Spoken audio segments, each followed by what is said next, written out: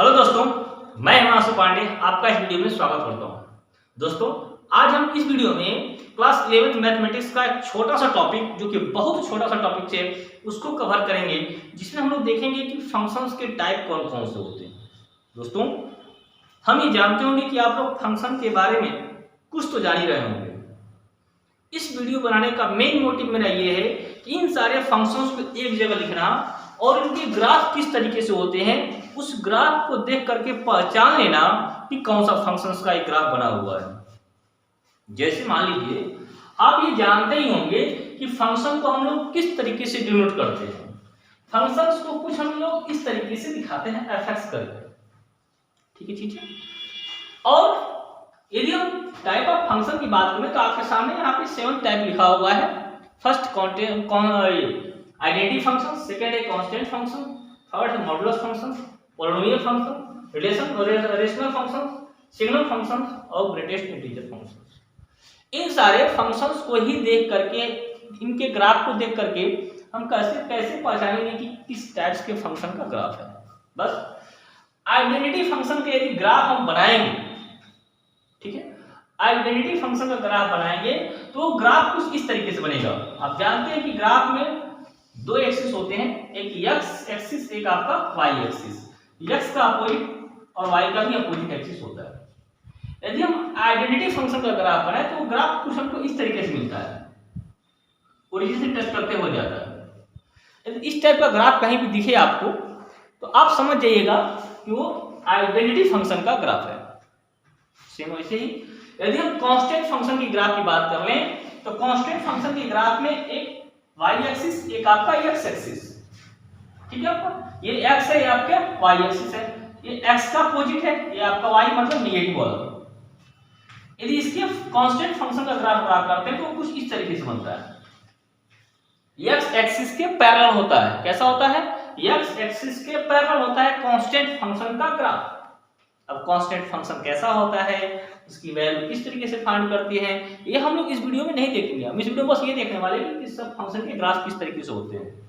Modulus function, यदि हम modulus function का ग्राफ बनाएं, मॉडुलस फंक्शन को आप जानते हैं कि किसी वैल्यू को यदि हम मॉड में लिख दें ऐसे करके, ये मॉडुलस फंक्शन कहलाता है। ठीक है, तो यदि हम इस टाइप के क्वेश्चंस का यदि हम ग्राफ बना करें तो कुछ इस तरीके से बनता है। नीचे शो हो रहा होगा आपको, ये कुछ इस तरीके से बनता है।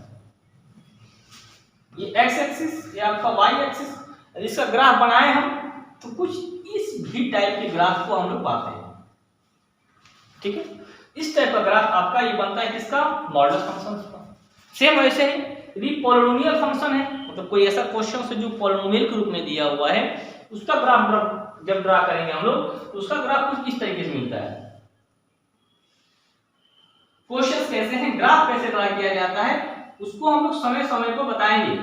इस वीडियो में सिर्फ मैं बार बार बोल रहा हूँ, सिर्फ एक ही मोटिव है कि आप ग्राफ देख करके कैसे पहचानेंगे कि किस फंक्शन का ग्राफ बना हुआ है।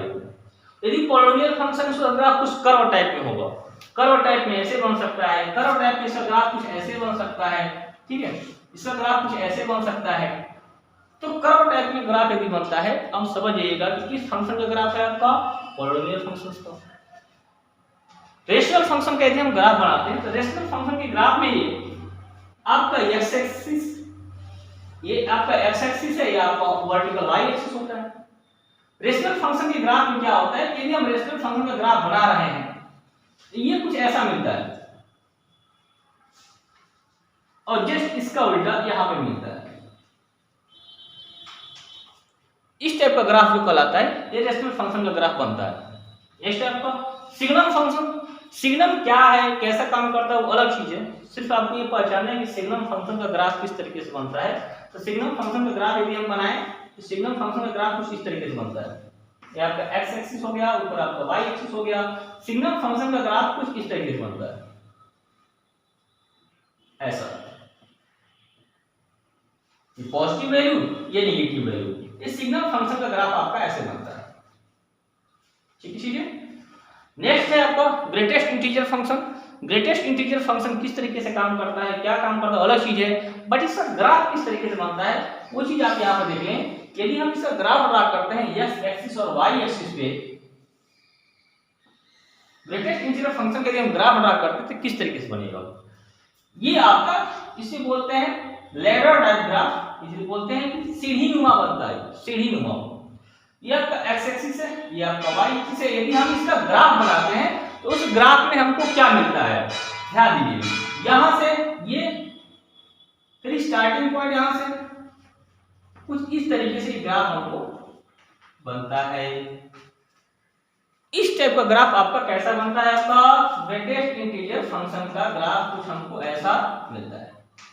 आगे बता दें, यदि पॉजिटिव वैल्यू है, नेगेटिव वैल्यू की बात कर ले तो नेगेटिव वैल्यू में भी कुछ ऐसा ग्राफ बनता है।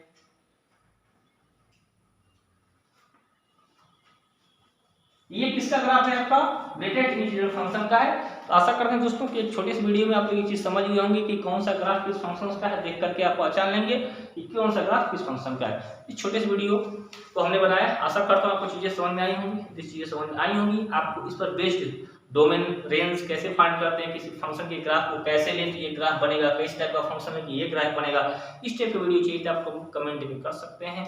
हम लोग मिलेंगे नेक्स्ट वीडियो में, तब तक के लिए बाय बाय, टेक केयर।